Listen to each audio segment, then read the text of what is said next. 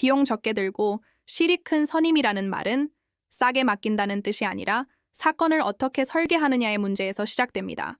상담을 하다 보면 많은 분들이 이 정도면 간단한 거 아니냐고 묻지만 실제로는 형사 민사가사, 부동산, 채권 추심, 재산조사, 강제집행, 출입국 사건까지 겉으로 드러난 사연 몇 줄만으로 방향이 정해지는 일은 거의 없습니다. 병원 문 앞에서 증상만 말한다고 정확한 진단이 나오지 않는 것처럼 법률 문제도 시점, 사실관계, 증거, 절차를 하나씩 짚어야 어디서 비용이 새고 어디서 실익이 생기는지가 보입니다. 상담 단계에서 가장 먼저 하는 일은 사건을 할 수 있느냐, 이길 수 있느냐로 나누는 게 아니라 지금 이 단계에서 무엇부터 막아야 손해가 커지지 않느냐를 따져보는 겁니다. 형사사건이라면 경찰 조사 대응이 그 출발점이 되는 경우가 많습니다. 절도든 성매수든 성범죄든 보험사기든 범죄 유형마다 첫 진술의 무게와 이후 재판에 미치는 영향이 다릅니다. 조사 단계에서 정리할 수 있는 건 조사에서 끝내고 다툼이 불가피한 부분만 재판으로 가져가는 구조를 만들지 않으면 비용은 늘고 실익은 줄어듭니다.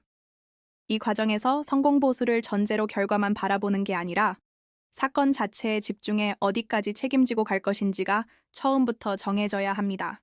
민사사건은 더 노골적입니다. 판결을 받아도 집행이 안 되면 종이 한 장 남는 경우가 허다합니다. 그래서 채권 추심, 재산조사, 손해배상, 강제집행까지 한 흐름으로 보지 않으면 소송 자체가 의미 없어질 수 있습니다. 상대방 재산이 어디에 있고 언제 움직일 수 있는지, 집행 비용이 회수액을 넘어서는지까지 따져본 뒤에야 소송을 설계합니다. 이걸 건너뛰면 이겼는데 돈은 못 받았다는 말이 나옵니다. 어이없죠.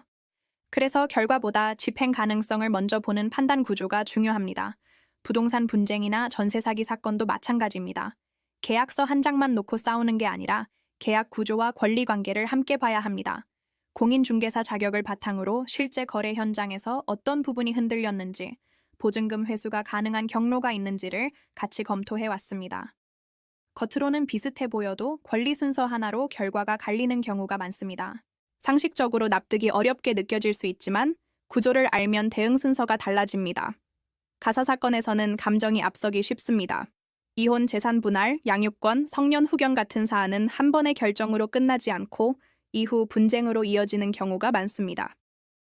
그래서 순간적인 분노에 맞추기보다 몇 년 뒤 다시 문제될 지점을 미리 정리하는 쪽으로 사건을 봅니다. 당장은 답답하게 느껴질 수 있지만 장기적으로 비용과 감정 소모를 줄이는 길이 되는 경우가 적지 않습니다. 출입국 비자, 행정 절차, 경찰 조사가 얽힌 사건은 더 복잡합니다. 형사, 민사, 행정을 따로 떼어보면 해결이 안 됩니다. 하나의 사건 흐름으로 보고 상담부터 조사, 소송, 집행까지 누가 어디까지 책임지는지가 분명해야 합니다.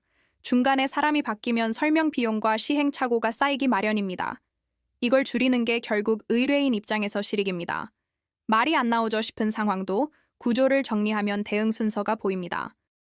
2009년 사법연수원 입소 이후 실무를 쌓고 2014년 개소 이후 금액이나 사건 처리로 분쟁 없이 이어져 온 이유도 여기에 있습니다. 과장된 약속보다 현실적인 설명, 그리고 모든 사건을 내일 바로 진행한다는 기준으로 준비해 온 디테일이 결국 비용을 줄이고 결과를 남겼습니다. 급하게 보이는 사건일수록 준비는 더 차분해야 합니다. 결국 비용 적게 들고 실이 큰 선임이란 싸게 맡기는 선택이 아니라 구조를 제대로 보는 선택입니다. 형사, 민사, 가사, 부동산, 행정 전반을 이런 기준으로 다루는 곳이 법률사무소 아신이라는 정도로 이해하시면 충분합니다. 변호사 상담이 필요하다면 별도의 설명보다는 본 영상의 설명글을 참고해 주시고 구독과 좋아요는 보다 꼼꼼한 법률 상담에 도움이 됩니다.